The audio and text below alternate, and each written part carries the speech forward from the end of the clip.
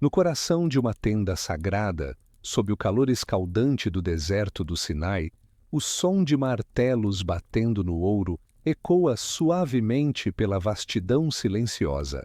Artesãos habilidosos, com as mãos trêmulas de reverência, moldam cada detalhe de uma arca dourada que guardará não apenas tábuas de pedra, mas o próprio sopro do divino.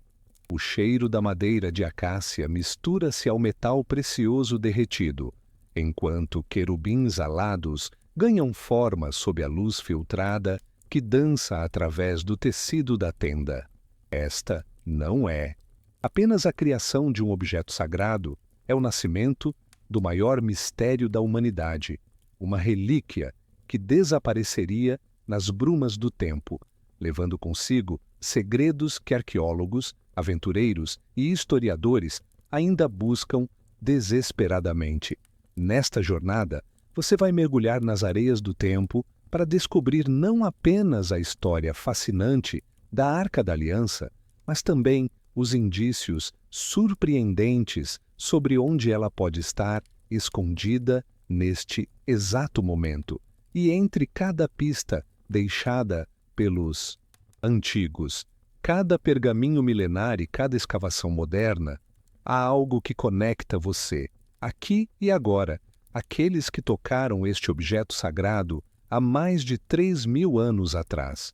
Imagine por um instante, em algum lugar do mundo, talvez enterrada sob camadas de areia, talvez guardada em uma câmara secreta de pedra, ou quem sabe protegida em um mosteiro perdido nas montanhas, existe uma arca dourada que presenciou a conversa entre Moisés e o divino.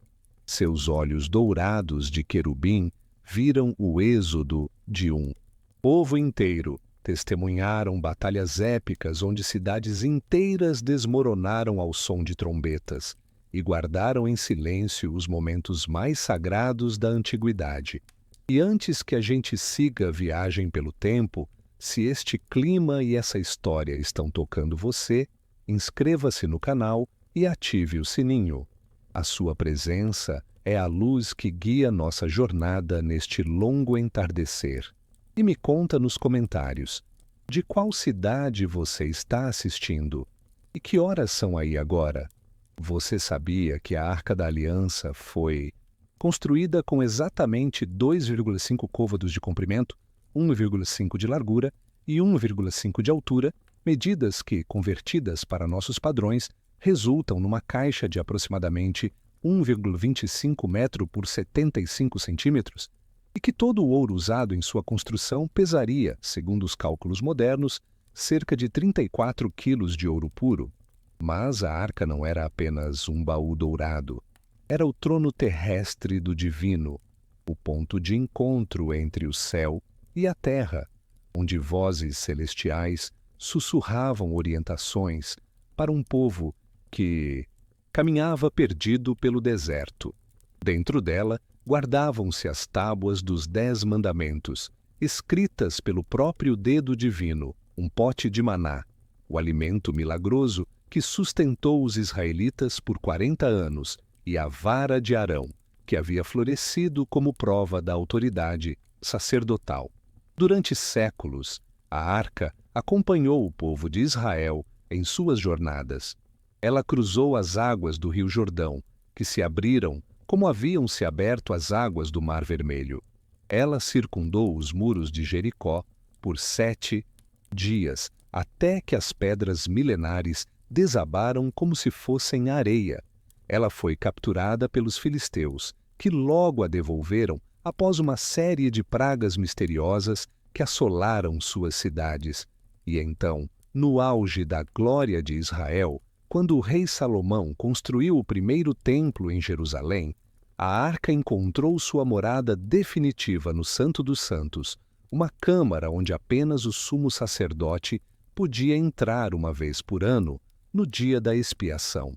Ali, envolta em incenso e orações, ela permaneceu por quase 4 séculos, irradiando uma presença que fazia os visitantes do templo sentirem que estavam na antecâmara do próprio céu. Mas em 587 a.C., Quando os exércitos de Nabucodonosor cercaram Jerusalém como uma tempestade de ferro e fogo, algo extraordinário aconteceu. O templo foi saqueado, seus tesouros foram levados para a Babilônia, mas da Arca da Aliança não há registro algum. Ela simplesmente desapareceu da história, como se tivesse se dissolvido no ar dourado do crepúsculo. Alguns dizem que o profeta Jeremias, prevendo a destruição, escondeu a arca em uma caverna secreta no Monte Nebo. Outros suspedem que ela foi levada pelos sacerdotes para o sul, atravessando desertos e mares até chegar às terras altas da Etiópia, onde ainda hoje os monges coptas afirmam possuí-la. Há quem acredite que ela foi enterrada sob o próprio monte do templo, em túneis secretos que serpenteiam pelas profundezas da rocha sagrada. E há uma teoria ainda mais intrigante, que a arca nunca foi perdida, mas sim escondida por uma ordem de cavaleiros medievais que a trouxe para a Europa, onde permanece guardada até hoje em uma capela gótica, protegida por segredos que passam de geração em geração através de juramentos de sangue e silêncio. O vento noturno sopra através das pedras antigas de Jerusalém, carregando sussurros de uma pergunta que ecoa há quase 3 milênios. Onde estaria agora o objeto mais sagrado da humanidade?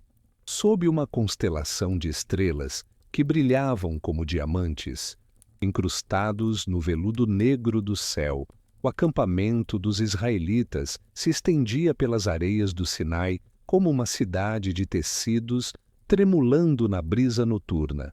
No centro dessa vastidão de tendas, uma fogueira especial ardia com chamas douradas, alimentada não apenas por lenha comum, mas pela respiração ansiosa de artesãos que trabalhavam na mais importante obra de suas vidas.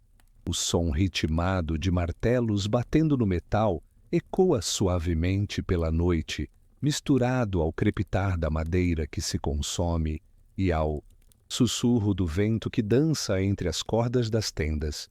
Era ali, naquele momento suspenso entre a terra e o céu, que Bezaleel, o jovem artesão escolhido pessoalmente pelo Divino, moldava cada detalhe da Arca da Aliança com uma precisão que desafiava as limitações humanas. Suas mãos, guiadas por uma sabedoria que parecia vir de além das estrelas, trabalhavam a madeira de acácia com o carinho de quem esculpe não apenas um objeto, mas um portal entre dois mundos. A madeira, cortada das raras árvores que cresciam nos oásis do deserto, exalava um perfume doce e resinoso que se misturava ao cheiro metálico do ouro derretido. O processo de criação da arca seguia instruções tão detalhadas que cada medida, cada ornamento, cada peça havia sido especificada com precisão matemática. Não era apenas uma questão de arte ou habilidade. Era como se o próprio arquiteto do universo tivesse entregado a Bezaleel as plantas de construção de algo que transcendia a compreensão humana. A caixa de que madeira deveria ser revestida por dentro e por fora com ouro puro, criando uma proteção dupla que simbolizava a pureza absoluta necessária para abrigar a presença divina. Enquanto as chamas da fogueira dançavam projetando sombras douradas nas paredes da tenda, outros artesãos trabalhavam nos detalhes que fariam da arca não apenas um recipiente sagrado, mas uma obra de arte celestial. Os querubins que coroariam a tampa, chamada de propiciatório, eram moldados a partir de uma única peça de ouro, suas asas estendidas se tocando no centro, criando um espaço sagrado onde, segundo as Escrituras, a voz divina desceria para se comunicar com Moisés. Você sabia que o ouro usado na construção da Arca da Aliança veio das próprias joias que os israelitas haviam trazido do Egito?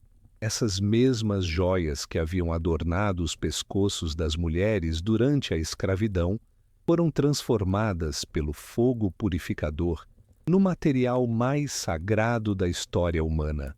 Uma transformação que simbolizava a própria jornada do povo, da escravidão para a liberdade, do comum para o sagrado. Nas noites silenciosas do deserto, quando o trabalho pausava e as ferramentas descansavam sobre as bancadas improvisadas, Bezaliel contemplava sua obra em progresso à luz trêmula das lamparinas de azeite. A arca começava a tomar forma como uma promessa dourada, seus contornos emergindo das trevas como um amanhecer lento e majestoso. Cada curva, cada ângulo, cada reflexo do metal polido parecia pulsar com uma vida própria, como se a presença divina já estivesse começando a habitar aquele espaço antes mesmo da obra estar completa. Os anéis de ouro que permitiriam carregar a arca através das jornadas do deserto foram forjados com especial cuidado. Eles não eram meros detalhes funcionais, mas símbolos da mobilidade do sagrado. A ideia revolucionária de que o divino não estava preso a um lugar específico, mas podia acompanhar seu povo através de todas as suas peregrinações. Através desses anéis, as varas de madeira de acácia revestidas de ouro se estenderiam, permitindo que os levitas carregassem a arca sem jamais tocá-la diretamente. As noites se sucediam como páginas de um livro sagrado sendo escritas em tempo real. A cada amanhecer, quando os primeiros raios de sol atravessavam as fendas da tenda e beijavam a superfície dourada da arca em construção, os artesãos retomavam seu trabalho com uma devoção que transcendia o simples cumprimento de ordens. Eles sabiam que estavam criando algo que mudaria para sempre a relação entre o céu e a terra. O interior da arca, forrado com o ouro mais puro, aguardava seus tesouros sagrados, as tábuas de pedra com os 10 mandamentos, escritas pelo próprio dedo divino no topo do Monte Sinai, entre raios e trovões. O pote dourado contendo uma porção do maná, aquele alimento misterioso que havia sustentado todo um povo durante 40 anos de caminhada pelo deserto. E a vara de Arão, que havia florescido milagrosamente como prova da autoridade sacerdotal escolhida pelo divino. Quando finalmente a última peça de ouro foi polida e o último querubim teve suas feições definidas, a Arca da Aliança estava completa. Ela se erguia diante dos artesãos como um trono dourado, refletindo a luz das estrelas em sua superfície espelhada. Mas algo extraordinário aconteceu naquele momento de conclusão. Uma nuvem luminosa desceu sobre a tenda e todos os presentes sentiram uma presença que fazia o ar vibrar como cordas de uma harpa celestial. Era como se o universo inteiro tivesse suspirado de satisfação, reconhecendo que o lugar de encontro entre o divino e o humano havia finalmente sido criado. A arca não era mais apenas madeira e ouro. Havia se tornado um portal vivo, pulsando com mistérios que nem mesmo seus criadores conseguiam compreender completamente. Mas na escuridão perfumada daquela noite do deserto, quando a arca resplandecia como uma estrela caída do céu, ninguém poderia imaginar que séculos mais tarde ela se tornaria o objeto mais procurado e perdido da história humana.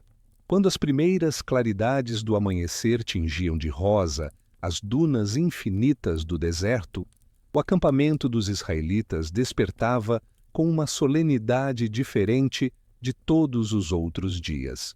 Hoje, pela primeira vez na história, a Arca da Aliança deixaria sua tenda de criação para iniciar sua jornada através das areias que se estendiam até o horizonte como um oceano dourado e silencioso. O ar matinal carregava o perfume seco da artemísia e o eco distante de orações sussurradas enquanto os levitas se preparavam para carregar o fardo mais sagrado que mãos humanas jamais tocaram. Os preparativos começaram antes mesmo do sol aparecer completamente. Os levitas das famílias de Coate, escolhidos especialmente para esta honra e responsabilidade, purificaram-se com águas sagradas, enquanto suas vestes brancas tremulavam na brisa matinal como bandeiras de rendição ao mistério. Suas mãos foram ungidas com óleo perfumado de mirra e canela, não porque precisassem tocar a arca diretamente, mas porque mesmo as varas que a sustentariam exigiam uma pureza que transcendia o protocolo humano comum. Quando finalmente chegou o momento, a arca foi envolvida em tecidos preciosos que brilhavam como o próprio céu noturno estrelado. Primeiro, um véu de linho fino azul e púrpura a cobriu completamente, protegendo sua superfície dourada dos olhares curiosos e da poeira do caminho. Sobre este foram colocadas peles de golfinho curtidas com técnicas secretas que formavam uma proteção impermeável contra as tempestades de areia que poderiam surgir durante a jornada. Por fim, um tecido inteiramente azul envolvia todo o conjunto, fazendo com que a arca parecesse uma nuvem terrestre caminhando pelo deserto. O momento em que as varas de acácia revestidas de ouro deslizaram através dos anéis dourados da arca foi como um suspiro coletivo de todo o acampamento. O som metálico suave do ouro, encontrando o ouro, ecoou pela manhã silenciosa, seguido pelo ranger quase imperceptível da madeira sagrada se ajustando ao peso do objeto mais precioso da terra. 4 levitas se posicionaram nas extremidades das varas, seus rostos marcados por uma mistura de terror sagrado e honra indescritível. Você sabia que a Arca da Aliança jamais poderia tocar o chão durante suas jornadas? Ela deveria permanecer sempre suspensa, carregada pelos ombros dos levitas, como se fosse literalmente um pedaço do céu transitando pela terra. Essa regra não era apenas ritual, era uma lembrança constante de que o sagrado não pertence a este mundo, apenas o visita. Quando a procissão finalmente se pôs em movimento, algo extraordinário aconteceu. A nuvem que havia pairado sobre o acampamento durante meses começou a se mover lentamente, flutuando à frente da arca como um guia celestial. Era uma nuvem diferente de todas as outras, densa e luminosa durante o dia, incandescente e dourada quando a noite chegava. Ela não seguia os ventos ou as correntes atmosféricas comuns, mas traçava seu próprio caminho através do céu, indicando a direção que o povo deveria seguir. Os primeiros passos da arca através das areias do Sinai foram dados com uma lentidão reverente. Cada movimento dos levitas era medido e cuidadoso, como se estivessem dançando uma coreografia sagrada ensaiada desde antes do nascimento. O peso da responsabilidade era tão tangível quanto o peso físico da arca. Eles carregavam não apenas madeira e ouro, mas a própria presença divina, manifestada na terra. Ao redor da procissão sagrada, o povo caminhava em silêncio respeitoso. Crianças se agarravam às vestes de suas mães, observando com olhos arregalados aquela caixa dourada envolta em mistério que parecia irradiar uma luz própria, mesmo sob os tecidos que a cobriam. Anciãos apoiados em cajados sussurravam orações aprendidas de memória, enquanto jovens guerreiros marchavam em formação protetora, seus escudos brilhando sob o sol como espelhos de bronze.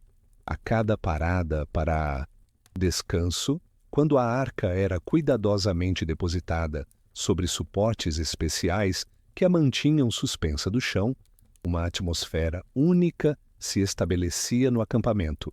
Era como se todo o deserto se aquietasse em reverência. Os ventos diminuíam sua força, Os animais selvagens se afastavam respeitosamente e até mesmo as estrelas pareciam brilhar com maior intensidade quando a noite chegava. Os levitas montavam guarda ao redor da arca em turnos, não para protegê-la de ladrões. Quem seria louco o suficiente para tentar roubar algo tão sagrado? Mas para manter a pureza do espaço que ela santificava com sua presença. Durante essas primeiras semanas de jornada, histórias extraordinárias começaram a se espalhar pelo acampamento. Mulheres estéreis que haviam se aproximado respeitosamente da arca durante as paradas conceberam filhos. Homens feridos em acidentes de viagem encontraram suas feridas cicatrizadas após uma noite dormindo próximos ao local onde ela descansava. Até mesmo a água dos poços que encontravam pelo caminho parecia mais doce e cristalina quando a arca permanecia nas proximidades. Mas talvez o fenômeno mais impressionante era o silêncio que a acompanhava. Não um silêncio vazio ou opressivo, mas um silêncio denso de significado, como se o próprio ar ao redor da arca estivesse impregnado de uma paz que transcendia a compreensão humana. Era um silêncio que convidava à reflexão, à oração, ao encontro com aquilo que há de mais profundo na alma humana. Noite após noite, enquanto as estrelas do deserto brilhavam como diamantes espalhados sobre veludo negro, a arca repousava no centro do acampamento como um coração dourado pulsando luz e mistério. E todos sabiam que estavam vivendo um momento único na história da humanidade. A época em que o divino caminhava literalmente entre os homens, abrigado numa caixa de madeira e ouro que carregava em si todos os segredos do universo. Mas as areias do tempo continuavam a escorrer, e águas muito mais extraordinárias que as dos poços do deserto logo se abririam diante da Arca da Aliança. As águas do rio Jordão corriam escuras e turbulentas naquela manhã de primavera, inchadas pelas chuvas recentes que haviam caído sobre as montanhas distantes. Na margem oriental, uma multidão silenciosa se estendia até onde os olhos alcançavam. Mais de 600.000 almas que haviam vagado pelo deserto durante 40 anos, agora diante da última fronteira antes da terra prometida. O som das águas correntes misturava-se aos sussurros de orações e ao bater ansioso de corações que pressentiam estar prestes a testemunhar algo que desafiaria todas as leis da natureza. À frente de toda aquela multidão, os levitas sustentavam a Arca da Aliança envolta em seus tecidos sagrados, seus pés descalços afundando ligeiramente na areia úmida da margem. O sol matinal criava reflexos dourados na superfície agitada do rio, como se a própria água pressentisse que algo extraordinário estava para acontecer. Uma brisa suave carregava o perfume das tamareiras em flor e o cheiro verde das águas que corriam em direção ao Mar Morto, misturando-se à fragrância de mirra e incenso que sempre acompanhava a presença da arca. Josué, o sucessor de Moisés, observava as águas com a tranquilidade de quem havia aprendido a confiar em milagres.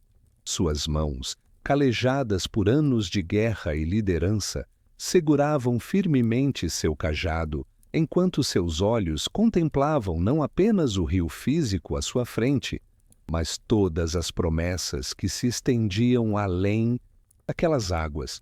Ele sabia que este momento marcaria para sempre a memória do povo, o dia em que a Arca da Aliança demonstraria mais uma vez que carregava em si um poder que transcendia as limitações do mundo natural. A ordem foi dada em voz baixa, mas cada palavra ecoou através da multidão como um trovão silencioso. Os levitas deveriam caminhar em direção às águas, carregando a arca, e confiar que o impossível se tornaria possível. Era um ato de fé que exigia não apenas coragem, mas uma entrega total à crença de que o divino honraria sua promessa, mesmo diante das leis imutáveis da física. Você sabia que o milagre das águas do Jordão aconteceu exatamente durante a época da colheita, quando o rio estava em sua cheia máxima? Isso significa que não foi uma passagem através de um córrego seco ou águas baixas, mas sim através de uma torrente poderosa que normalmente seria impossível de atravessar a pé. Os primeiros passos dos levitas em direção ao rio foram dados com uma solenidade que fazia o ar vibrar de expectativa. Seus pés se aproximaram da margem enquanto as águas continuavam a correr normalmente, espumando contra as pedras e galhos que se acumulavam nas bordas. Não havia sinal algum de que algo sobrenatural estava para acontecer. Apenas 4 homens caminhando em direção a um rio que poderia facilmente arrastá-los correnteza abaixo. Mas no exato momento em que as solas dos pés dos sacerdotes tocaram a superfície das águas, algo extraordinário começou a acontecer. Longe dali, rio acima, próximo à cidade de Adão, as águas simplesmente pararam de fluir. Não foi uma barragem construída por mãos humanas ou um deslizamento de terra que bloqueou o curso do rio. As águas se empilharam como se uma mão invisível as tivesse segurado, formando uma parede líquida que desafiava a gravidade e a lógica. Na margem onde os levitas esperavam, as águas começaram a recuar lentamente, revelando o leito lamacento do rio, como se uma maré divina estivesse sendo puxada para trás.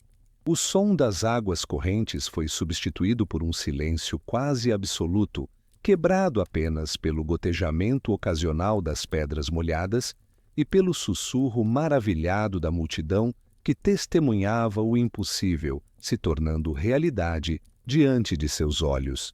Os levitas avançaram para o centro do leito seco do rio, carregando a arca com uma reverência ainda maior, se isso fosse possível.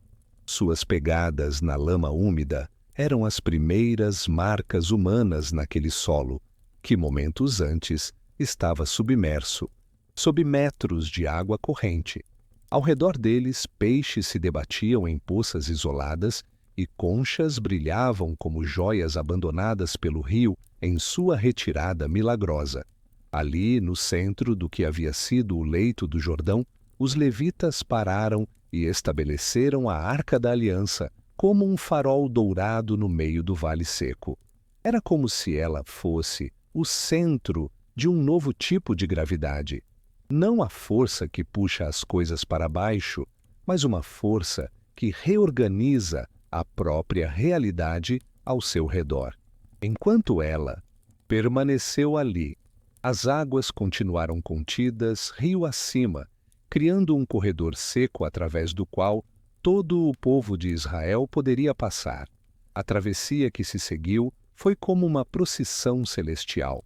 Famílias inteiras caminharam pelo leito seco do rio, crianças brincando na lama ainda úmida, anciãos apoiados em cajados contemplando com lágrimas nos olhos este novo capítulo de milagres em suas vidas, já tão marcadas pelo extraordinário. Jovens guerreiros marcharam em formação, seus escudos refletindo. A luz do sol que agora brilhava sobre um vale que deveria estar submerso.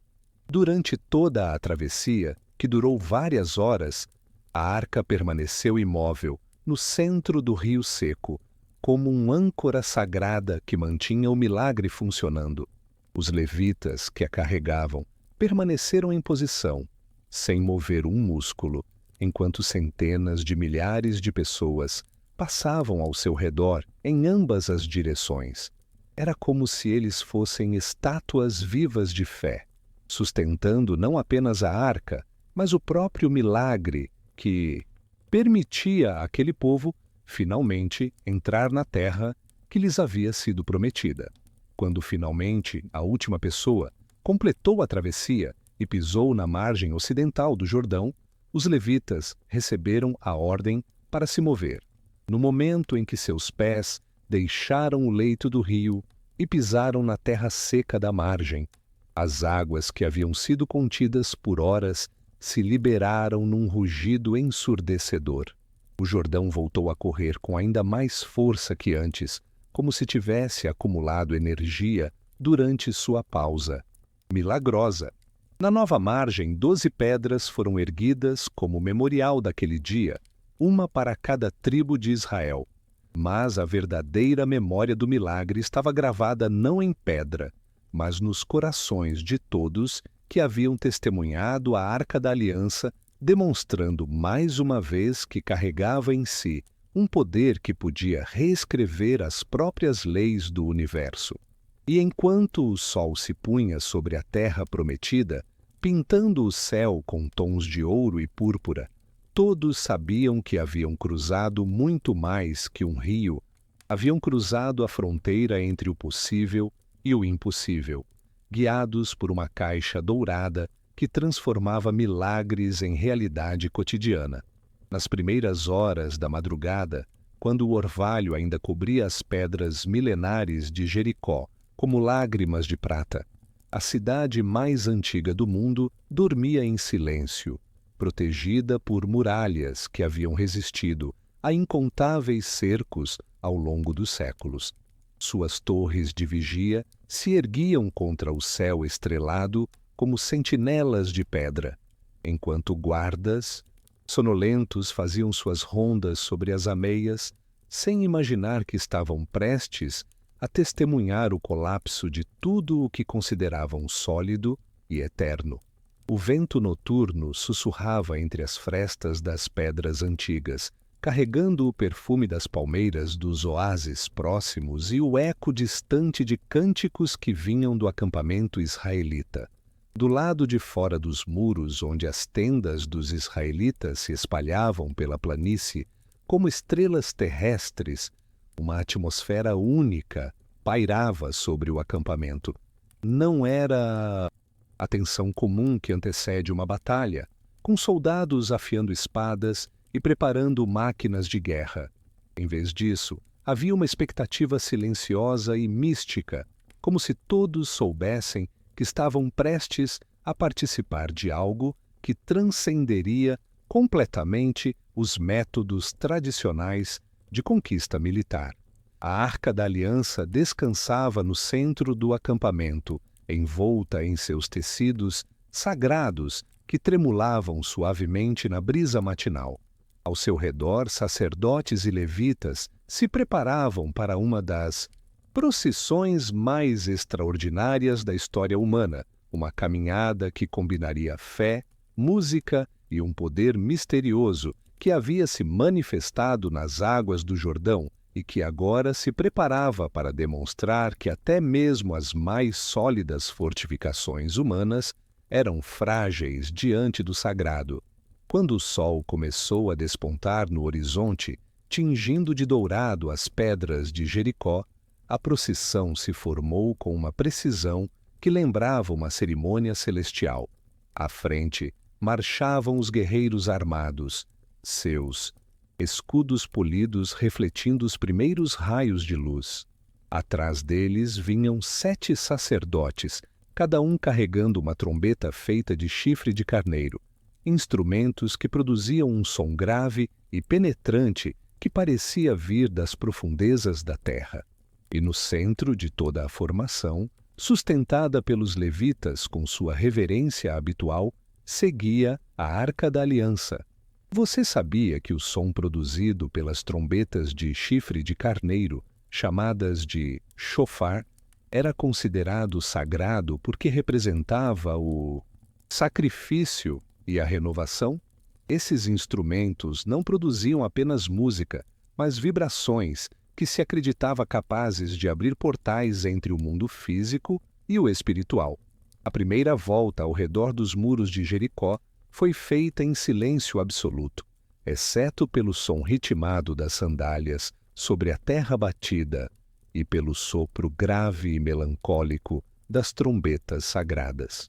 Era uma música estranha e hipnótica que ecoava contra as pedras antigas dos muros e retornava modificada, como se a própria cidade estivesse respondendo a um chamado que não conseguia compreender. Os habitantes de Jericó se aglomeravam sobre as muralhas, observando com curiosidade crescente aquela procissão incomum que circundava sua cidade sem mostrar sinais de hostilidade tradicional. Dia após dia, durante 6 dias consecutivos, a mesma procissão se repetiu. A cada manhã, quando as sombras ainda eram longas e o ar carregava a frescura da noite, a Arca da Aliança liderava a caminhada silenciosa ao redor dos muros. O som das trombetas se tornava parte da paisagem sonora da cidade, uma trilha musical misteriosa que acompanhava o nascer do sol e se desvanecia quando a procissão retornava ao acampamento. Era como se cada volta estivesse tecendo uma teia invisível de poder ao redor da cidade. A arca, em seu centro dourado e sagrado, irradiava uma presença que começava a afetar não apenas as pessoas, mas a própria estrutura física da cidade. Pedras que haviam permanecido firmes por milhares de anos começaram a vibrar de forma quase imperceptível. Águas de poços subterrâneos mudaram de temperatura. Até mesmo os pássaros que costumavam nidificar nas frestas dos muros começaram a se afastar, como se pressentissem que algo monumental estava se acumulando no ar. No 7º dia, quando a aurora pintou o céu com tons de rosa e dourado, a procissão se formou com uma solenidade ainda maior. Mas desta vez, em vez de dar uma única volta e retornar, eles continuaram caminhando. Uma volta se tornou 2, 2 se tornaram 3, e assim sucessivamente, até que 7 voltas completas foram dadas ao redor dos muros de Jericó. O som contínuo das trombetas criava uma sinfonia grave e penetrante que parecia fazer o próprio ar vibrar com energia acumulada. E então, no momento em que a 7ª volta foi completada, Josué ergueu sua voz num grito que ecoou por toda a planície. Era o sinal que todo o povo aguardava. Centenas de milhares de vozes se uniram num brado ensurdecedor que se elevou aos céus como uma oferenda sonora, misturando-se ao som agudo das trombetas numa sinfonia de fé que fez os próprios fundamentos da terra tremerem. O que aconteceu a seguir desafiou todas as leis da física e da engenharia. Os muros de Jericó, que haviam resistido a terremotos, tempestades e exércitos invasores durante milênios, simplesmente desabaram. Não foi um colapso gradual ou parcial, foi um desmoronamento total e simultâneo, como se cada pedra tivesse decidido no mesmo instante que não queria mais fazer parte daquela estrutura. O som do desabamento foi como o rugido de 1000 trovões, ecoando simultaneamente, seguido por uma nuvem de poeira dourada que se ergueu aos céus como incenso queimado. Quando a poeira finalmente assentou e o eco do desabamento se desfez na distância, onde antes se erguiam muralhas imponentes, havia apenas um monte de pedras espalhadas, como se gigantes invisíveis tivessem brincado de demolir castelos de areia. A cidade de Jericó estava completamente exposta, suas ruas e casas abertas ao céu, como um livro cujas páginas tivessem sido viradas pelo vento.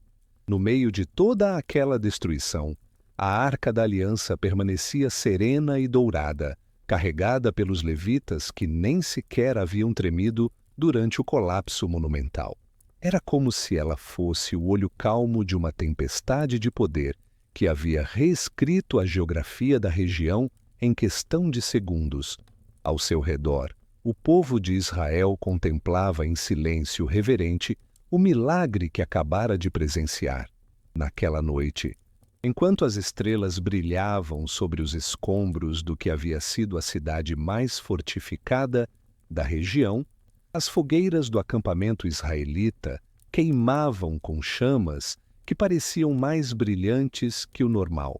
E todos sabiam que haviam testemunhado não apenas a conquista de uma cidade, mas a demonstração de que a Arca da Aliança carregava em si um poder capaz de fazer montanhas se moverem e muralhas se dissolverem como névoa matinal. Mas as pedras que haviam caído em Jericó eram apenas o prenúncio de mistérios ainda maiores que aguardavam aquela caixa dourada em seu destino através dos séculos. As águas do Rio Jordão corriam escuras e turbulentas naquela manhã de primavera, inchadas pelas chuvas recentes que haviam caído sobre as montanhas distantes. Na margem oriental, uma multidão silenciosa se estendia até onde os olhos alcançavam. Mais de 600.000 almas que haviam vagado pelo deserto durante 40 anos, agora diante da última fronteira antes da terra prometida. O som das águas correntes misturava-se aos sussurros de orações e ao bater ansioso de corações que pressentiam estar prestes a testemunhar algo que desafiaria todas as leis da natureza. À frente de toda aquela multidão, os levitas sustentavam a Arca da Aliança envolta em seus tecidos sagrados, seus pés descalços afundando ligeiramente na areia úmida da margem. O sol matinal criava reflexos dourados na superfície agitada do rio, como se a própria água pressentisse que algo extraordinário estava para acontecer. Uma brisa suave carregava o perfume das tamareiras em flor e o cheiro verde das águas que corriam em direção ao Mar Morto, misturando-se à fragrância de mirra e incenso que sempre acompanhava a presença da arca. Josué, o sucessor de Moisés, observava as águas com a tranquilidade de quem havia aprendido a confiar em milagres. Suas mãos, calejadas por anos de guerra e liderança, seguravam firmemente seu cajado, enquanto seus olhos contemplavam não apenas o rio físico à sua frente, mas todas as promessas que se estendiam além daquelas águas. Ele sabia que este momento marcaria para sempre a memória do povo, o dia em que a Arca da Aliança demonstraria mais uma vez que carregava em si um poder que transcendia as limitações do mundo natural. A ordem foi dada em voz baixa, mas cada palavra ecoou através da multidão, como um trovão silencioso. Os levitas deveriam caminhar em direção às águas, carregando a arca, e confiar que o impossível se tornaria possível. Era um ato de fé que exigia não apenas coragem, mas uma entrega total à crença de que o divino honraria sua promessa, mesmo diante das leis imutáveis da física. Você sabia que o milagre das águas do Jordão aconteceu exatamente durante a época da colheita, quando o rio estava em sua cheia máxima? Isso significa que não foi uma passagem através de um córrego seco ou águas baixas, mas sim através de uma torrente poderosa que normalmente seria impossível de atravessar a pé. Os primeiros passos dos levitas em direção ao rio foram dados com uma solenidade que fazia o ar vibrar de expectativa. Seus pés se aproximaram da margem enquanto as águas continuavam a correr normalmente, espumando contra as pedras e galhos que se acumulavam nas bordas.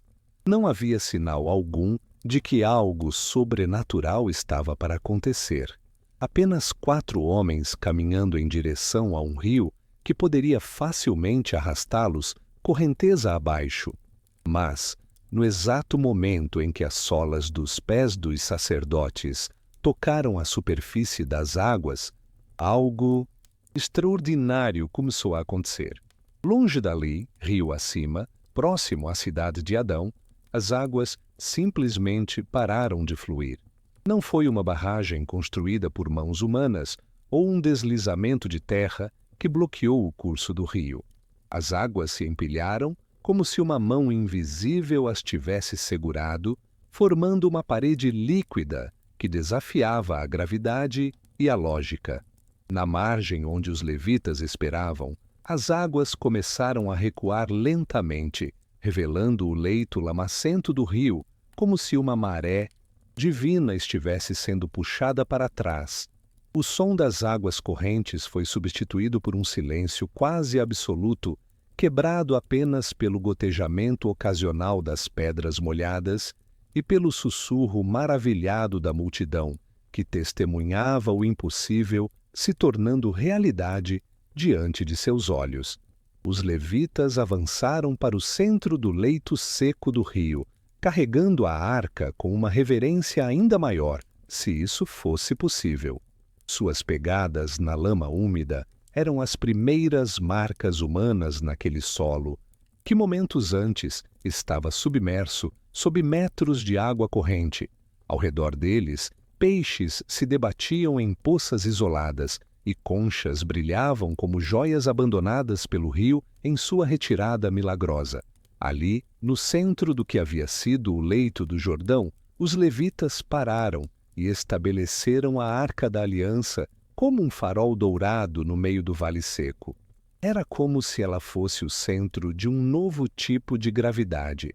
Não a força que puxa as coisas para baixo, mas uma força que reorganiza a própria realidade ao seu redor. Enquanto ela permaneceu ali, as águas continuaram contidas rio acima, criando um corredor seco através do qual todo o povo de Israel poderia passar. A travessia que se seguiu foi como uma procissão celestial.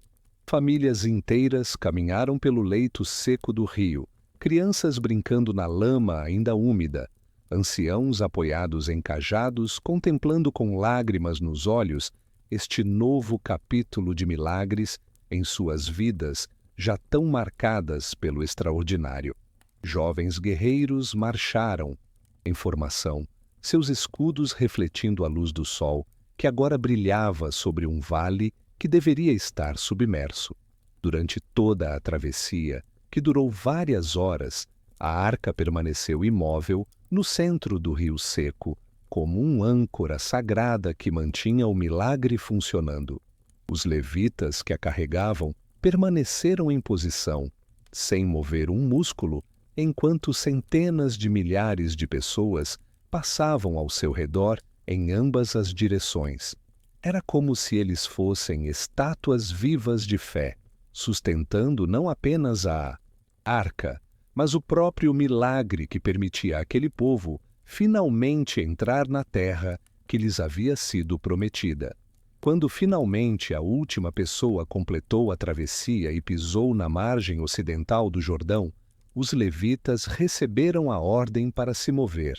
No momento em que seus pés deixaram o leito do rio e pisaram na terra seca da margem, as águas que haviam sido contidas por horas se liberaram num rugido ensurdecedor.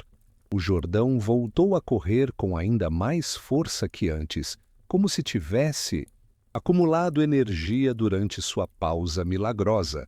Na nova margem, 12 pedras foram erguidas como memorial daquele dia, uma para cada tribo de Israel.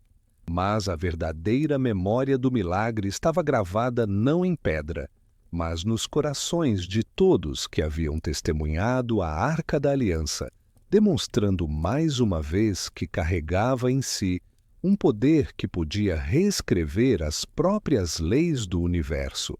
E enquanto o sol se punha sobre a terra prometida, pintando o céu com tons de ouro e púrpura, todos sabiam que haviam cruzado muito mais que um rio.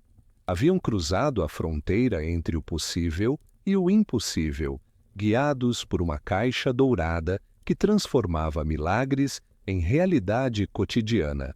Nas primeiras horas da madrugada, quando o orvalho ainda cobria as pedras milenares de Jericó como lágrimas de prata, a cidade mais antiga do mundo dormia em silêncio, protegida por muralhas que haviam resistido a incontáveis cercos ao longo dos séculos. Suas torres de vigia se erguiam contra o céu estrelado como sentinelas de pedra, enquanto guardas sonolentos faziam suas rondas sobre as ameias, sem imaginar que estavam prestes a testemunhar o colapso de tudo o que consideravam sólido e eterno. O vento noturno sussurrava entre as frestas das pedras antigas, carregando o perfume das palmeiras dos oásis próximos e o eco distante de cânticos que vinham do acampamento israelita. Do lado de fora dos muros, onde as tendas dos israelitas se espalhavam pela planície como estrelas terrestres, uma atmosfera única pairava sobre o acampamento. Não era a tensão comum que antecede uma batalha, com soldados afiando espadas e preparando máquinas de guerra. Em vez disso, havia uma expectativa silenciosa e mística, como se todos soubessem que estavam prestes a participar de algo que transcenderia completamente os métodos tradicionais de conquista militar. A Arca da Aliança descansava no centro do acampamento, envolta em seus tecidos sagrados que tremulavam suavemente na brisa matinal. Ao seu redor, sacerdotes e levitas se preparavam para uma das procissões mais extraordinárias da história humana. Uma caminhada que combinaria fé, música e um poder misterioso que havia se manifestado nas águas do Jordão e que agora se preparava para demonstrar que até mesmo as mais sólidas fortificações humanas eram frágeis diante do sagrado. Quando o sol começou a despontar no horizonte, tingindo de dourado as pedras de Jericó, a procissão se formou com uma precisão que lembrava uma cerimônia celestial. À frente marchavam os guerreiros armados, seus escudos polidos refletindo os primeiros raios de luz. Atrás deles vinham 7 sacerdotes, cada um carregando uma trombeta feita de chifre de carneiro, instrumentos que produziam um som grave e penetrante que parecia vir das profundezas da terra. E no centro de toda a formação, sustentada pelos levitas com sua reverência habitual, seguia a Arca da Aliança. Você sabia que o som produzido pelas trombetas de chifre de carneiro, chamadas de shofar, era considerado sagrado porque representava o sacrifício e a renovação? Esses instrumentos não produziam apenas música, mas vibrações que se acreditava capazes de abrir portais entre o mundo físico e o espiritual. A primeira volta ao redor dos muros de Jericó foi feita em silêncio absoluto, exceto pelo som ritmado das sandálias sobre a terra batida e pelo sopro grave e melancólico das trombetas sagradas. Era uma música estranha e hipnótica, que ecoava contra as pedras antigas dos muros e retornava, modificada, como se a própria cidade estivesse respondendo a um chamado que não conseguia compreender. Os habitantes de Jericó se aglomeravam sobre as muralhas, observando com curiosidade crescente aquela procissão incomum que circundava a sua cidade sem mostrar sinais de hostilidade tradicional. Dia após dia, durante 6 dias consecutivos, a mesma procissão se repetiu. A cada manhã, quando as sombras ainda eram longas e o ar carregava a frescura da noite, a Arca da Aliança liderava a caminhada silenciosa ao redor dos muros. O som das trombetas se tornava parte da paisagem sonora da cidade, uma trilha musical misteriosa que acompanhava o nascer do sol e se desvanecia quando a procissão retornava ao acampamento. Era como se cada volta estivesse tecendo uma teia invisível de poder ao redor da cidade. A arca, em seu centro dourado e sagrado, irradiava uma presença que começava a afetar não apenas as pessoas, mas a própria estrutura física da cidade. Pedras que haviam permanecido firmes por milhares de anos começaram a vibrar de forma quase imperceptível. Águas de poços subterrâneos mudaram de temperatura. Até mesmo os pássaros que costumavam nidificar nas frestas dos muros começaram a se afastar, como se pressentissem que algo monumental estava se acumulando no ar. No 7º dia, quando a aurora pintou o céu com tons de rosa e dourado, a procissão se formou com uma solenidade ainda maior. Mas desta vez, em vez de dar uma única volta e retornar, eles continuaram caminhando. Uma volta se tornou duas, duas se tornaram três, e assim sucessivamente, até que 7 voltas completas foram dadas ao redor dos muros de Jericó. O som contínuo das trombetas criava uma sinfonia grave e penetrante que parecia fazer o próprio ar vibrar com energia acumulada. E então, no momento em que a 7ª volta foi completada, Josué ergueu sua voz num grito que ecoou por toda a planície. Era o sinal que todo o povo aguardava. Centenas de milhares de vozes se uniram num brado ensurdecedor que se elevou aos céus como uma oferenda sonora, misturando-se ao som agudo das trombetas numa sinfonia de fé que fez os próprios fundamentos da terra tremerem. O que aconteceu a seguir desafiou todas as leis da física e da engenharia. Os muros de Jericó, que haviam resistido a terremotos, tempestades e exércitos invasores durante milênios, simplesmente desabaram. Não foi um colapso gradual ou parcial, foi um desmoronamento total e simultâneo, como se cada pedra tivesse decidido no mesmo instante que não queria mais fazer parte daquela estrutura. O som do desabamento foi como o rugido de 1000 trovões, ecoando simultaneamente, seguido por uma nuvem de poeira dourada que se ergueu aos céus como incenso queimado. Quando a poeira finalmente assentou e o eco do desabamento se desfez na distância, onde antes se erguiam muralhas imponentes, havia apenas um monte de pedras espalhadas, como se gigantes invisíveis tivessem brincado de demolir castelos de areia.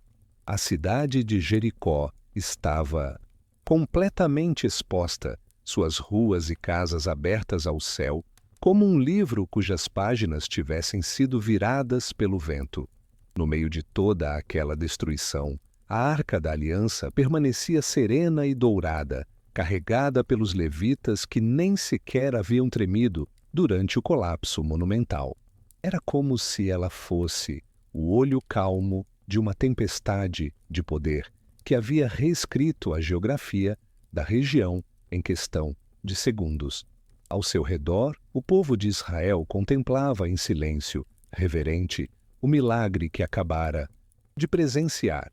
Naquela noite, enquanto as estrelas brilhavam sobre os escombros do que havia sido a cidade mais fortificada da região, as fogueiras do acampamento israelita queimavam com chamas que pareciam mais brilhantes que o normal.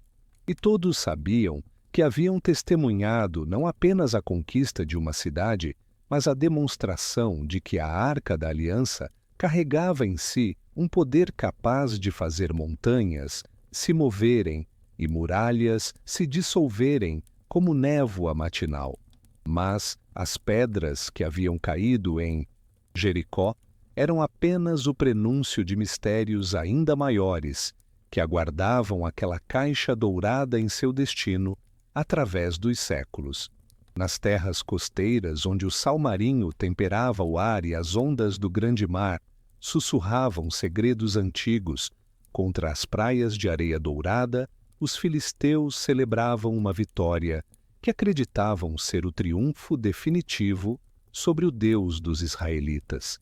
Em suas cidades de pedra branca que brilhavam sob o sol mediterrâneo, templos dedicados a Dagon, o deus peixe, com corpo humano e cauda escamosa, receberam o troféu mais extraordinário que qualquer exército havia conseguido capturar, a própria Arca da Aliança, agora prisioneira em terras estrangeiras.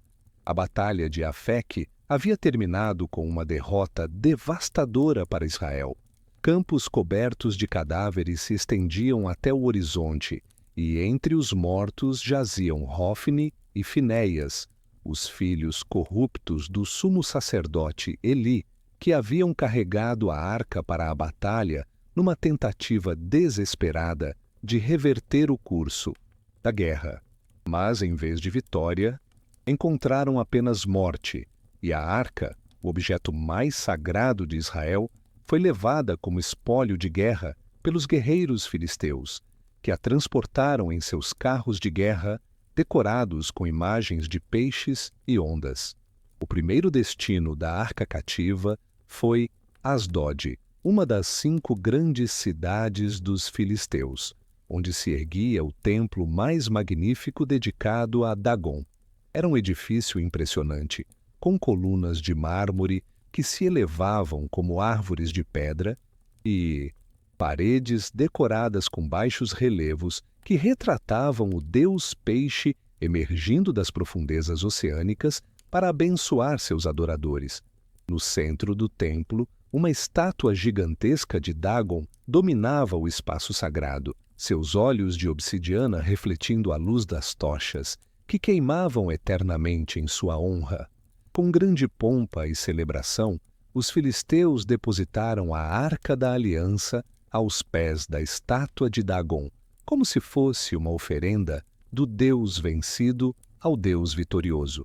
Sacerdotes filisteus dançaram ao redor da arca, cantando hinos de triunfo em sua língua antiga, enquanto incenso exótico queimava em braseiros de bronze, misturando seus aromas estranhos com o perfume de mirra que sempre acompanhava a presença da arca, criando uma atmosfera densa e sobrenatural. Você sabia que os filisteus não eram um povo semita como os israelitas, mas provavelmente descendentes dos povos do mar que migraram das ilhas do Mediterrâneo? Eles trouxeram consigo tecnologias avançadas de metalurgia e uma cultura sofisticada que incluía a escrita e a arquitetura monumental. Mas, na primeira manhã após a chegada da arca ao templo, algo extraordinário aguardava os sacerdotes quando vieram realizar os rituais matinais. A estátua gigantesca de Dagon, que havia permanecido ereta e majestosa por décadas, estava caída de bruços no chão de mármore, como se tivesse se prostrado diante da arca durante a noite. O som da queda deveria ter ecoado pelo templo como um trovão, mas ninguém havia ouvido nada.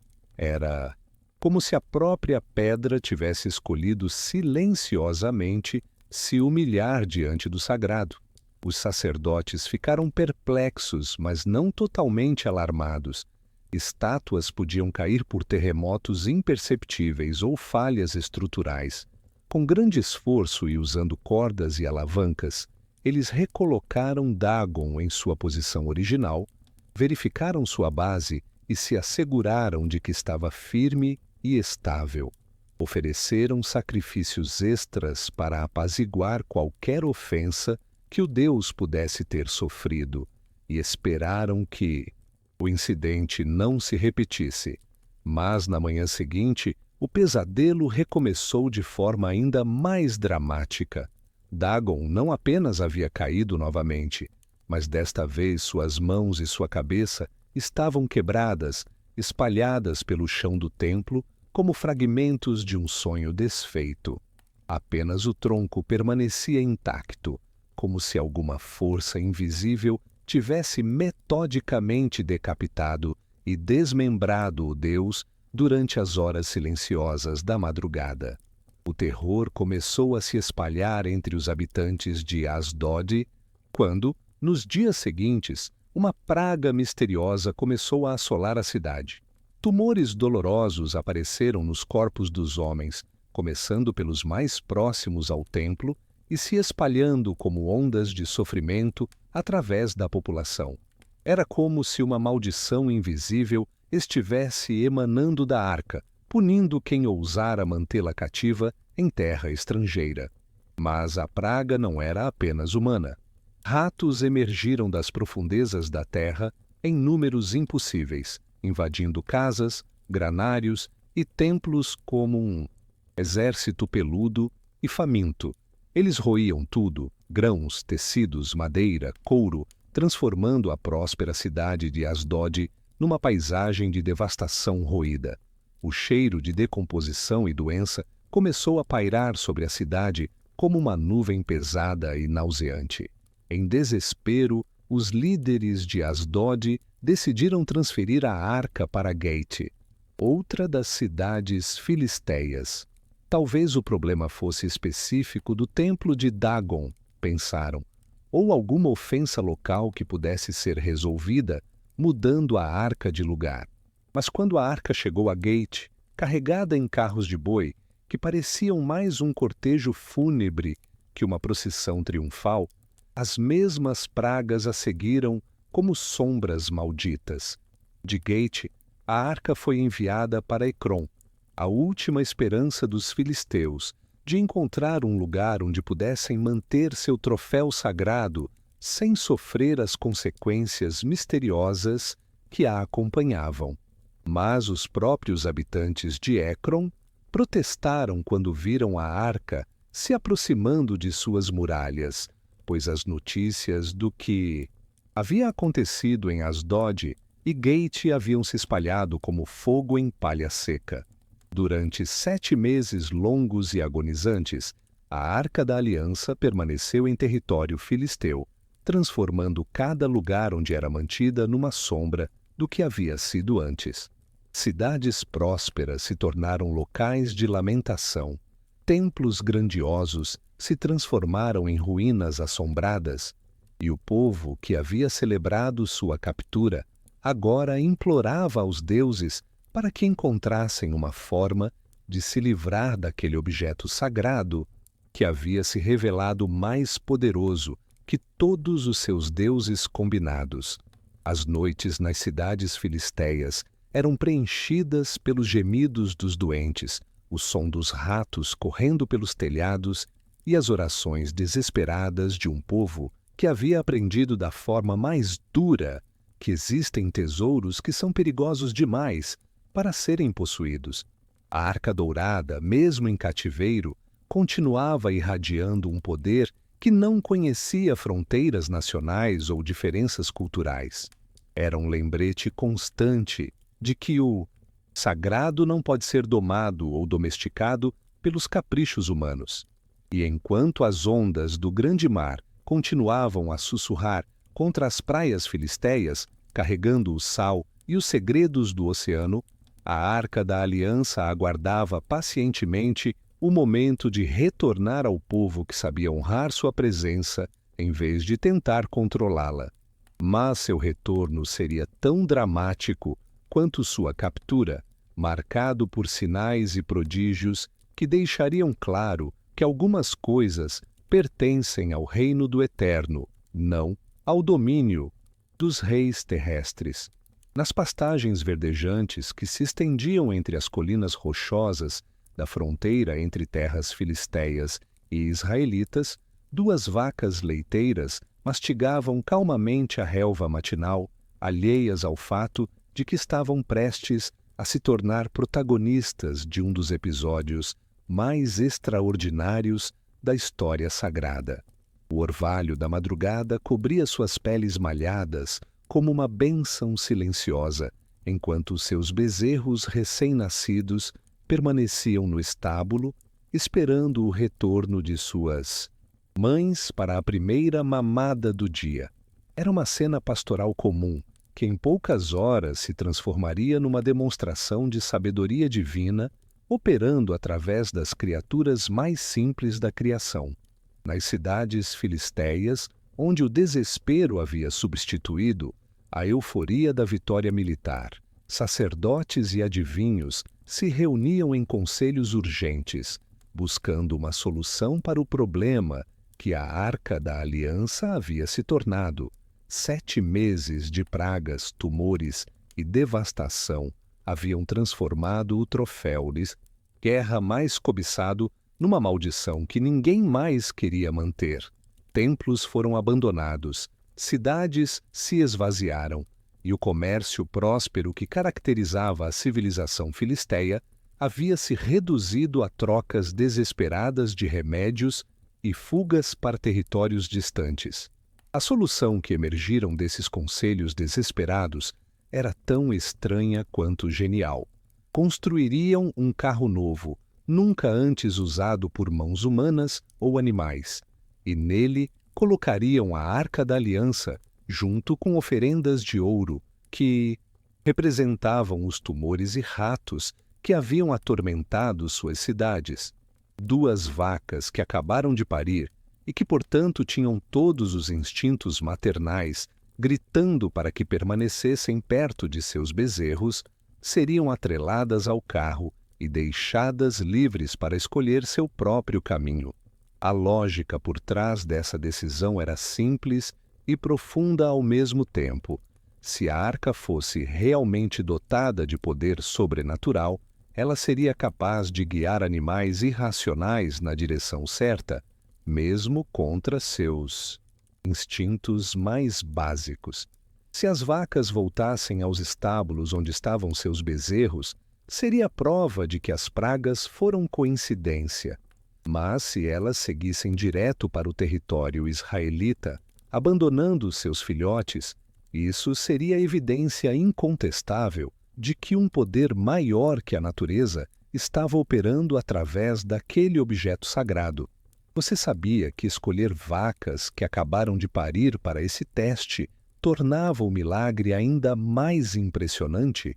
O instinto maternal em bovinos é tão forte que elas podem se tornar agressivas quando separadas de seus bezerros, e, naturalmente, tentariam retornar a eles o mais rápido possível. Na madrugada escolhida para o retorno da arca, os artesãos filisteus trabalharam com precisão nervosa, construindo um carro de madeira nova que brilhava com a resina fresca das árvores recém-cortadas. Não era apenas um veículo utilitário, mas uma obra de arte funcional, decorada com entalhes que representavam ondas e peixes, os símbolos de Dagon, numa última tentativa de honrar seu deus derrotado. As rodas foram balanceadas perfeitamente, os eixos lubrificados com o melhor óleo disponível, e cada prego foi martelado com a precisão de quem sabia que este seria provavelmente o último serviço que prestariam a aquele objeto misterioso. As oferendas de ouro que acompanhariam a arca foram moldadas com um realismo perturbador. 5 tumores dourados, cada um representando uma das cidades filisteias afligidas, e 5 ratos dourados, símbolos da praga que havia devastado suas colheitas e reservas. Era como se os filisteus estivessem enviando de volta não apenas a arca, mas uma confissão em metal precioso de que haviam reconhecido a superioridade do poder que ela representava. Quando finalmente chegou o momento de atrelar as vacas ao carro, uma multidão silenciosa se reuniu para testemunhar o que muitos consideravam um teste final dos deuses.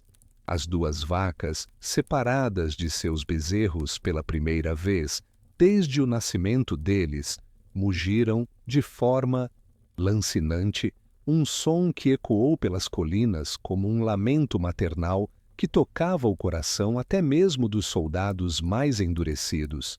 Seus olhos escuros brilhavam com uma tristeza animal que parecia quase humana. Mas, quando a Arca da Aliança foi cuidadosamente colocada no carro novo, algo extraordinário aconteceu na atmosfera ao redor dos animais. As vacas pararam de mugir e se aquietaram, como se uma paz sobrenatural tivesse descido sobre elas.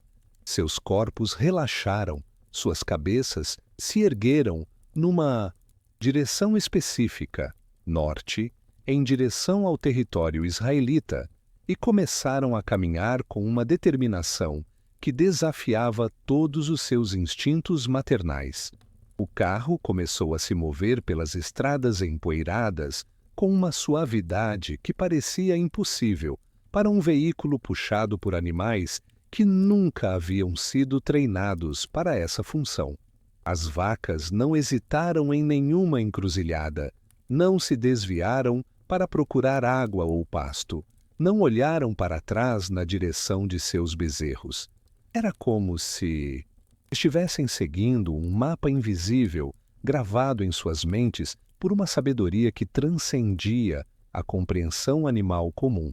Atrás do carro, a uma distância respeitosa, os líderes filisteus seguiram a cavalo, testemunhando com seus próprios olhos o fenômeno que estava se desenrolando diante deles. A cada quilômetro percorrido na direção errada, do ponto de vista dos instintos das vacas, ficava mais claro que estavam presenciando algo que reescrevia suas compreensões sobre o natural e o sobrenatural. O carro dourado cruzou rios sem que as vacas hesitassem, subiu colinas sem que reduzissem o passo e atravessou vales onde abundante pasto verde se estendia como um convite tentador. Mas as vacas mantinham seus olhos fixos na direção que haviam escolhido no momento em que a arca foi colocada em seu carro, como se estivessem hipnotizadas por um destino que apenas elas podiam ver. Quando finalmente as torres e muralhas de Bet-Semes, a primeira cidade israelita na rota, apareceram, no horizonte, as vacas aceleraram o passo ligeiramente, como se reconhecessem que estavam se aproximando do fim de sua jornada extraordinária. O sol estava alto no céu, criando reflexos dourados na superfície da arca, que fazia todo o conjunto parecer uma visão celestial flutuando pelas estradas terrenas. Na entrada da cidade, trabalhadores israelitas que colhiam trigo nos campos ao redor pararam suas foices no ar, observando com espanto crescente a procissão impossível que se aproximava. 2 vacas filisteias puxando um carro carregado com o objeto mais sagrado de sua nação, retornando para casa guiadas apenas pela sabedoria misteriosa que emanava daquela caixa dourada que havia transformado a captura numa libertação. E quando o carro finalmente parou no centro de Bet-Semes, as vacas simplesmente baixaram suas cabeças e se aquietaram, como soldados que haviam completado uma missão impossível e agora aguardavam novas ordens de um general que apenas elas podiam ouvir. O campo de trigo dourado ao redor de Bet-Semes ondulava suavemente na brisa da tarde, criando um mar de espigas que sussurravam segredos antigos enquanto os trabalhadores, com suas foices brilhantes suspensas no ar, contemplavam em silêncio reverente o milagre que havia chegado até eles. O carro puxado pelas vacas filisteias descansava agora no centro de uma grande pedra lisa, como se fosse um altar improvisado que a própria natureza havia preparado para receber de volta o objeto mais sagrado de Israel. A Arca da Aliança, ainda envolta em seus tecidos protetores, irradiava uma presença que fazia o ar vibrar com energia quase palpável. A alegria que explodiu em Bet-Semes quando os habitantes reconheceram o que estava diante deles foi como uma explosão de luz após meses de escuridão. Famílias inteiras correram dos campos e casas, crianças gritaram de excitação, e anciãos caíram de joelhos com lágrimas escorrendo por suas faces enrugadas. 7 meses de luto pela arca perdida se transformaram instantaneamente em celebração estática, como se a própria alma da nação tivesse sido devolvida depois de um longo exílio em terras estrangeiras. Os levitas da cidade se apressaram para assumir sua responsabilidade sagrada, removendo cuidadosamente a arca do carro filisteu e preparando-se para os rituais apropriados de purificação e oferenda. A madeira do carro, que havia servido como veículo para o retorno milagroso, foi quebrada e usada como lenha para um holocausto, enquanto as 2 vacas que haviam guiado a jornada impossível, foram oferecidas em sacrifício, suas vidas dadas em gratidão pelo milagre que haviam protagonizado. A fumaça das oferendas subia em colunas brancas e perfumadas na direção do céu, carregando com ela as orações e ações de graças de um povo que havia recuperado seu tesouro mais precioso. O cheiro da madeira queimando misturava-se ao aroma do incenso e da carne assada, criando uma atmosfera densa de celebração religiosa que parecia santificar todo o vale ao redor de Bet-Semes. Mas, no meio de toda essa euforia, alguns homens da cidade cometeram um erro que se tornaria uma lição terrível sobre os limites da curiosidade humana diante do sagrado. Movidos pela mesma admiração que todos sentiam, mas esquecendo-se das leis rigorosas que protegiam a santidade da arca, eles se aproximaram e removeram os tecidos que a cobriam, desejando contemplar com seus próprios olhos o objeto dourado que havia causado tanto alvoroço e milagres. Você sabia que apenas os sumos sacerdotes, e somente no dia da expiação, podiam olhar diretamente para a arca descoberta? Mesmo os levitas que a transportavam nunca a viam sem seus véus protetores, pois acreditava-se que a presença divina concentrada nela era intensa demais para olhos humanos comuns. O que aconteceu no momento em que os olhares curiosos se pousaram sobre a superfície dourada descoberta da arca foi instantâneo e devastador, como se um raio invisível tivesse sido disparado do propiciatório dourado. Os homens que ousaram olhar diretamente para o objeto sagrado caíram mortos no mesmo instante, seus corpos se contraindo uma única vez antes de se tornarem imóveis para sempre. Não houve agonia prolongada, gritos de dor ou sinais de doença. Apenas a cessação imediata da vida, como se suas almas tivessem sido chamadas de volta ao Criador no exato momento em que transgrediam uma lei fundamental do universo. O silêncio que se seguiu foi mais ensurdecedor que qualquer grito. A celebração estática se transformou instantaneamente em terror reverente, como se todos os presentes tivessem sido lembrados subitamente de que estavam lidando não com um objeto comum, mas com algo que carregava em si o poder de vida e morte. As mães puxaram seus filhos para longe da arca. Os anciãos se prostraram ainda mais profundamente, e até mesmo os levitas recuaram alguns passos, verificando mentalmente se estavam seguindo todos os protocolos sagrados com precisão absoluta. 70 homens de Bet-Semes morreram. Naquele dia, alguns por olhar diretamente para a arca, outros por se aproximarem demais, sem a purificação adequada, e outros ainda por tocarem objetos que haviam estado em contato com ela sem observar os rituais prescritos. Era como se a própria santidade tivesse se tornado uma força física, eliminando tudo o que não estava em harmonia com sua pureza absoluta. O lamento que se ergueu de Bet-Semes naquela tarde ecoou pelas colinas circundantes como o canto fúnebre de um povo que havia aprendido da forma mais dura que o sagrado exige não apenas admiração, mas também obediência absoluta às suas leis misteriosas.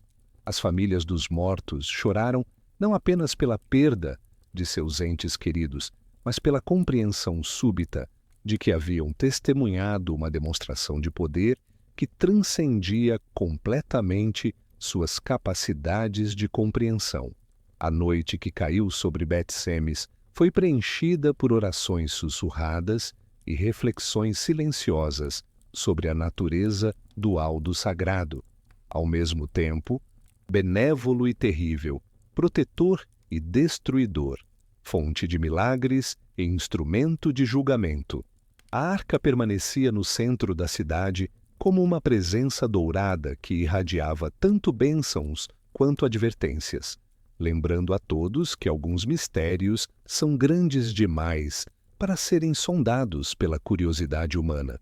Os líderes da cidade passaram a noite em vigília, não apenas velando os mortos, mas tentando decidir o que fazer com um objeto sagrado que havia se revelado perigoso demais para permanecer entre eles. A alegria do retorno havia sido temperada pela realidade de que possuir a Arca da Aliança significava viver sob uma responsabilidade esmagadora, onde um único erro de protocolo poderia resultar em morte instantânea. Quando o amanhecer pintou o céu de rosa e dourado, tingindo a superfície da arca com reflexos que pareciam chamas celestiais, os habitantes de Bet-Semes haviam tomado uma decisão unânime. A arca deveria ser enviada para outro lugar, onde houvesse pessoas com conhecimento e pureza suficientes para mantê-la sem risco. Eles haviam descoberto que nem toda bênção pode ser recebida por qualquer um, e que alguns tesouros sagrados exigem uma santidade de vida que poucos possuem. Mensageiros partiram ao amanhecer em direção às cidades vizinhas, carregando um pedido que soava quase como uma súplica. Quem pode permanecer diante do Senhor, este Deus Santo?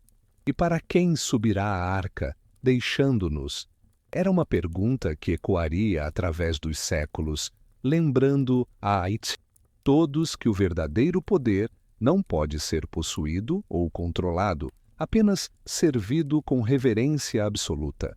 E assim, enquanto o sol se erguia sobre os campos de trigo dourado, onde trabalhadores voltavam silenciosamente às suas foices, a Arca da Aliança aguardava mais uma vez um novo destino, carregando consigo a lição de que a proximidade com o divino é tanto um privilégio quanto um perigo mortal. Entre colinas cobertas de oliveiras, cujas folhas prateadas tremulavam na brisa matinal como milhares de pequenos espelhos, a aldeia de Kiriat Jearim despertava para um dia que mudaria para sempre sua história tranquila. Era um lugar esquecido pelo tempo, onde pastores conduziam rebanhos pelos mesmos caminhos que seus avós haviam trilhado, e onde o maior acontecimento dos últimos anos havia sido a construção de um novo poço na praça central. Casas de pedra calcária se aninham nas encostas como ninhos de andorinha, enquanto fumaça azulada dos fornos matinais subia lentamente na direção de um céu que em breve seria testemunha de um evento extraordinário. A mensagem de Bet-Semes havia chegado no dia anterior, trazida por mensageiros que cavalgaram através da noite com notícias que pareciam vir de um sonho. A Arca da Aliança havia retornado do cativeiro filisteu e procurava um lugar seguro onde pudesse repousar entre pessoas que compreendessem sua natureza sagrada. Para uma aldeia simples como Kiriat Jearim, receber tal responsabilidade era como ser escolhida para guardar as estrelas do céu em seus celeiros humildes. Abinadab, um homem cuja retidão era conhecida em toda a região, havia oferecido sua casa para abrigar a arca. Não era uma mansão de pedras polidas ou um palácio real, mas uma habitação humilde construída com o suor honesto de gerações de trabalhadores da terra. Suas paredes, de pedra calcária, foram construídas para durar, seus alicerces cavados profundamente na rocha sólida da colina e seus quartos arrumados com a simplicidade que vem de uma vida dedicada às coisas essenciais. Durante toda a manhã que antecedeu a chegada da arca, Abinadab e sua família se prepararam com uma meticulosidade que beirava a reverência. Cada cômodo foi varrido e polido até brilhar, cada objeto desnecessário foi removido, e o quarto escolhido para receber a arca foi purificado com incenso de qualidade, transformando-se num santuário improvisado que respirava santidade em cada canto silencioso. Eleazar, o filho de Abinadab, foi consagrado especialmente para cuidar da arca durante sua permanência na casa de seu pai. Era um jovem conhecido por sua piedade e cuidado meticuloso, características que o tornavam ideal para a responsabilidade extraordinária que estava prestes a assumir. Suas mãos foram ungidas com óleo sagrado, suas vestes purificadas através de rituais antigos e seu coração preparado através de jejum e oração para servir como guardião do objeto mais sagrado da nação. Você sabia que Kiriat Jearim significa literalmente cidade das florestas? Era um lugar onde antigas florestas de carvalhos e terebintos criavam sombras sagradas que os habitantes consideravam moradas de mistérios divinos, preparando naturalmente a aldeia para receber um hóspede celestial. Quando finalmente a procissão chegou às colinas que cercavam Kiriat Jearim, foi como se uma nuvem dourada estivesse subindo pelas encostas rochosas. Os levitas que carregavam a arca mantinham o mesmo passo medido e reverente que havia caracterizado todas as jornadas sagradas desde os dias do deserto, suas sandálias criando um ritmo hipnótico contra as pedras do caminho. Ao redor deles, habitantes da aldeia caminhavam em silêncio respeitoso, formando uma escolta humana que protegia não tanto a arca quanto a si mesmos da tentação de se aproximarem demais de sua presença overwhelming. A instalação da arca na casa de Abinadab foi feita com uma cerimônia simples, mas profundamente comovente.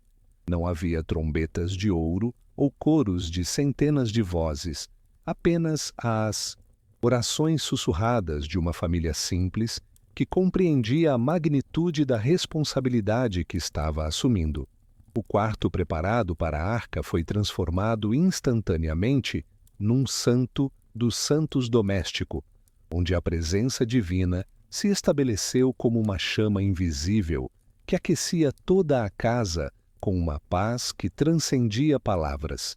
E assim começou um período único na história da Arca da Aliança.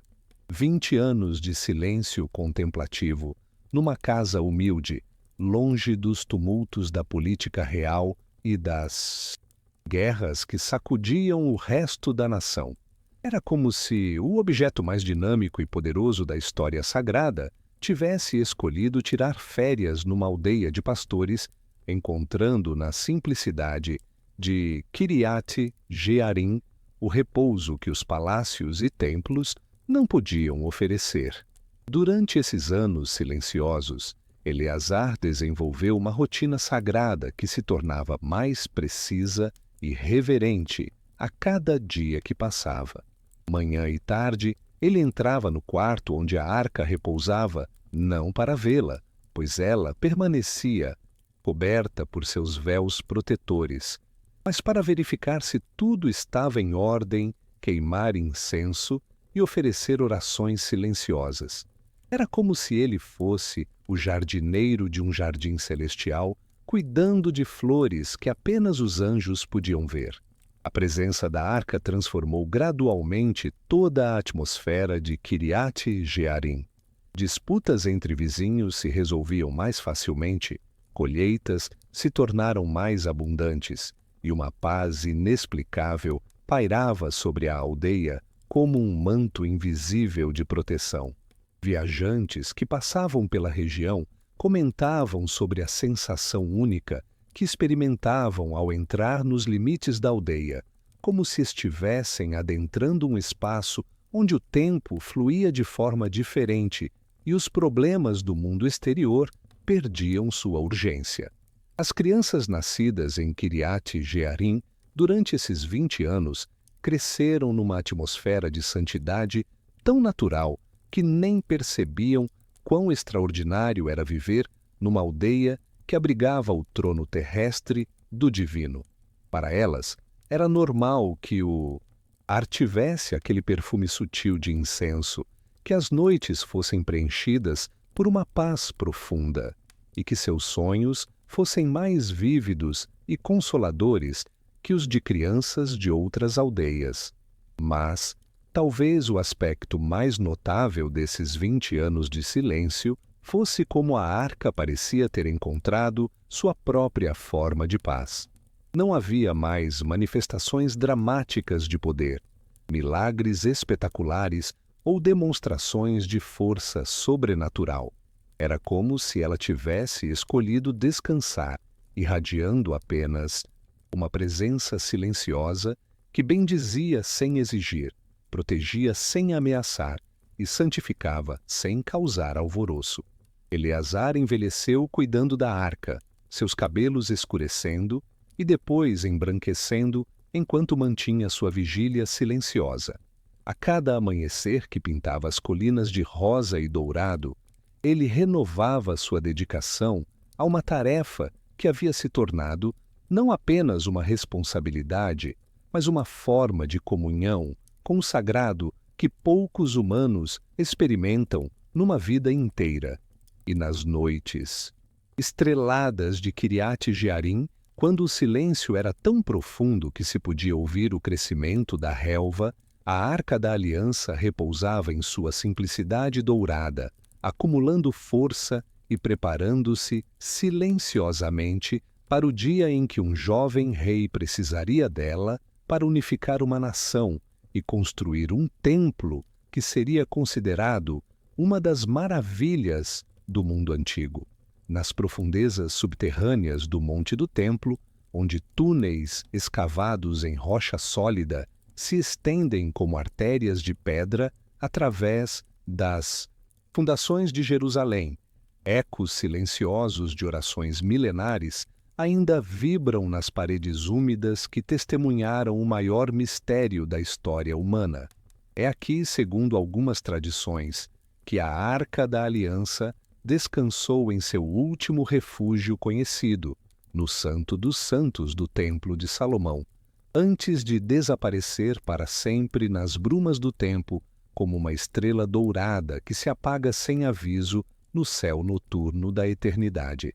O primeiro templo de Jerusalém havia sido uma sinfonia de pedra, cedro e ouro, que se erguia contra o céu como uma oração arquitetônica, seus pátios ecoando com o som de harpas levíticas e o perfume de incenso que subia como fumaça de estrelas queimadas.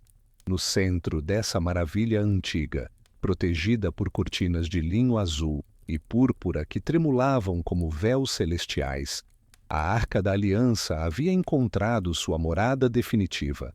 Ou assim, todos acreditavam naquele tempo dourado da monarquia unificada.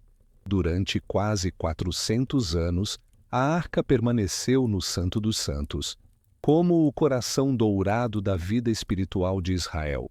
Uma vez por ano, no dia da expiação, quando o outono tingindo as folhas de Jerusalém com cores de fogo e mel, o sumo sacerdote entrava naquele espaço sagrado envolto em nuvens de incenso, carregando o sangue dos sacrifícios que representava a expiação de todo um povo. Era o único momento em que olhos humanos podiam contemplar a arca descoberta, e mesmo assim, protegidos pela cortina aromática do incenso que criava uma névoa entre o terreno e o celestial. Mas nas vésperas do ano 587 a.C., quando as legiões de Nabucodonosor cercaram Jerusalém como uma tempestade de ferro e destruição, algo extraordinário aconteceu nos corredores sussurrantes do templo. Segundo relatos fragmentários que chegaram até nós, através de pergaminhos anciãos e tradições secretas, o profeta Jeremias recebeu uma visão que o fez agir com urgência, desesperada, durante aquelas últimas noites, antes da catástrofe. Você sabia que existem pelo menos 15 teorias diferentes sobre o que aconteceu com a Arca da Aliança durante a destruição do primeiro templo? Desde escondrijos secretos até jornadas épicas para terras distantes, cada teoria carrega fragmentos de evidências que fazem historiadores e arqueólogos perderem o sono há séculos. Nas horas silenciosas que precederam o amanhecer da destruição final, quando a fumaça dos incêndios, já tingindo o horizonte de Jerusalém, com tons apocalípticos, levitas escolhidos removeram silenciosamente a arca de sua câmara sagrada.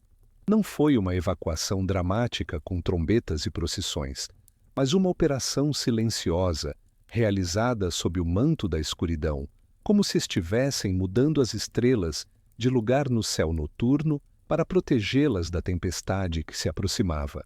Algumas tradições sussurram que a arca foi escondida numa caverna secreta escavada nas profundezas do próprio monte do templo, selada com pedras que só seriam removidas quando chegasse o tempo da restauração final.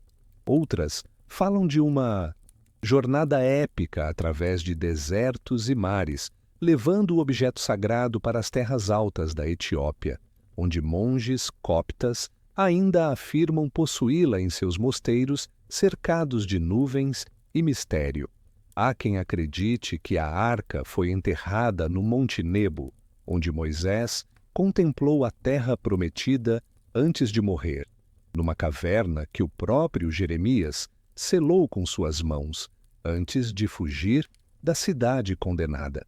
E existem teorias ainda mais fantásticas sobre cavaleiros medievais que a descobriram durante as cruzadas e a transportaram para catedrais góticas na Europa, onde permaneceria protegida por ordens secretas que passam segredos através de gerações silenciosas. Se você acordou agora, me conte o que estava sonhando. Afinal, os sonhos também fazem parte da história, especialmente quando se trata de um mistério que tem povoado os sonhos humanos há quase 3 milênios. O que sabemos com certeza é que quando Nabucodonosor finally conquistou Jerusalém e seus soldados saquearam o templo como abutres, faminto, se alimentando de um cadáver dourado, eles encontraram tesouros incontáveis, candelabros de ouro, bacias de prata, utensílios sagrados de metais preciosos, mas da Arca da Aliança não havia rastro algum. Era como se ela tivesse se dissolvido no ar dourado daquelas últimas noites, levando consigo o maior segredo da história humana. Nos séculos que se seguiram, quando o povo de Israel retornou do exílio babilônico e construiu o segundo templo sobre as ruínas do primeiro, o Santo dos Santos permaneceu vazio. Uma pedra solitária marcava o lugar onde a arca havia repousado, e o sumo sacerdote realizava seus rituais anuais num espaço que ecoava com a ausência do objeto mais sagrado da nação. Era como se uma alma tivesse sido removida de um corpo que continuava funcionando, mas jamais seria completamente vivo novamente. Através dos milênios que se seguiram, a busca pela Arca da Aliança se tornou uma obsessão que atravessou culturas, religiões e continentes.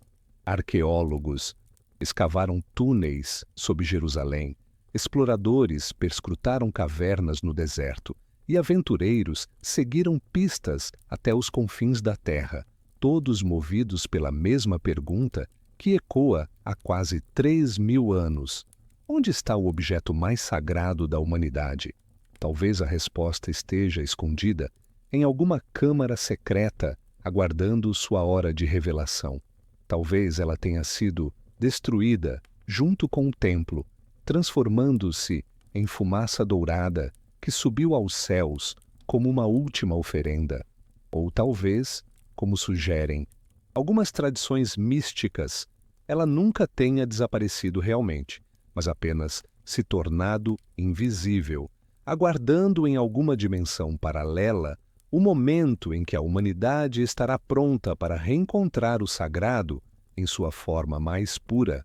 Nas noites silenciosas de Jerusalém moderna, quando turistas dormem em hotéis construídos sobre camadas de história antiga e quando arqueólogos sonham com descobertas que mudariam o mundo, o mistério da Arca da Aliança continua pulsando como um coração dourado, enterrado nas profundezas do tempo.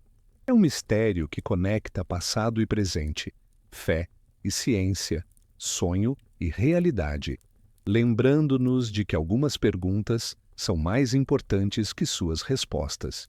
E enquanto as estrelas antigas continuam brilhando sobre as pedras de Jerusalém, carregando em sua luz os mesmos fotões que iluminaram a arca em seus dias de glória, o maior tesouro perdido da história aguarda pacientemente o momento de sua redescoberta, seja em câmaras subterrâneas, mosteiros distantes ou nas dimensões infinitas da fé humana. Assim fechamos mais uma página do Livro do Tempo, deixando você no aconchego da noite. Quem sabe, no silêncio dos sonhos, uma civilização perdida não venha lhe contar um segredo sobre onde uma caixa dourada aguarda sua hora de retornar à luz. Boa noite, guardião da memória.